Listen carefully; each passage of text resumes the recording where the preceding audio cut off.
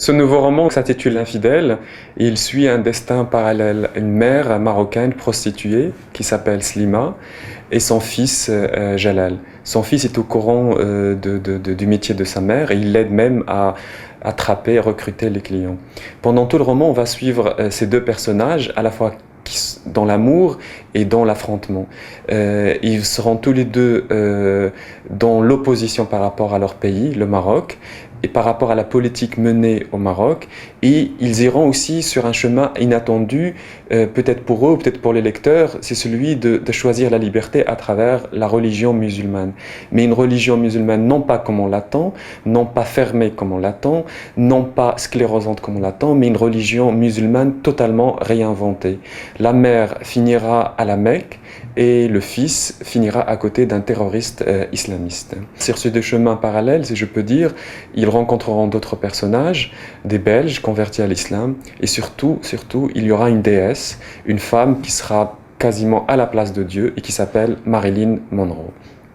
Marilyn Monroe, non pas comme une légende lointaine, froide, glaciale qui appartient seulement à l'Occident, mais une femme proche des pauvres, à côté du monde des pauvres, même quand il s'agit des pauvres arabes, même quand il s'agit des pauvres musulmans.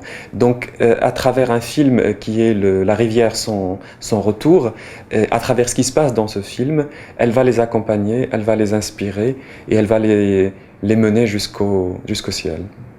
De tous les romans que j'ai écrits, c'est Infidèle est celui qui m'a le plus dépassé, qui m'a à la fois possédé, rendu fou, parce que je pense que j'y aborde des thèmes qui sont à la fois très intimes, qui sont ma relation à l'islam, ma relation à cette culture, et mon désir d'y apporter une forme de liberté, une forme d'ijtihad, c'est-à-dire des réinterprétations de certains codes de l'islam. Et en faisant tout cela, je pense que j'ai abordé, j'ai touché des sujets tellement sensibles que moi-même je ne me rends pas compte à quel point j'ai écrit quelque chose de très transgressif. Mon but n'est pas d'être scandaleux à tout prix, mais en revanche mener et donner des exemples de liberté à l'intérieur même de la culture musulmane, renverser les idées fausses qu'on a sur l'islam aujourd'hui en Occident, renvoyer les musulmans eux-mêmes à leur propre fermeture qu'ils sont en train d'instaurer en ce moment dans le monde arabe et dans le monde musulman en général. Ça, c'est quelque chose de très important pour moi. La révolution arabe a commencé il y a à peu près 1 an et demi, en Tunisie, en Égypte et aussi au Maroc. Et il était très important pour moi de mettre les idées extraordinairement libres qui ont commencé avec cette révolution dans ce livre.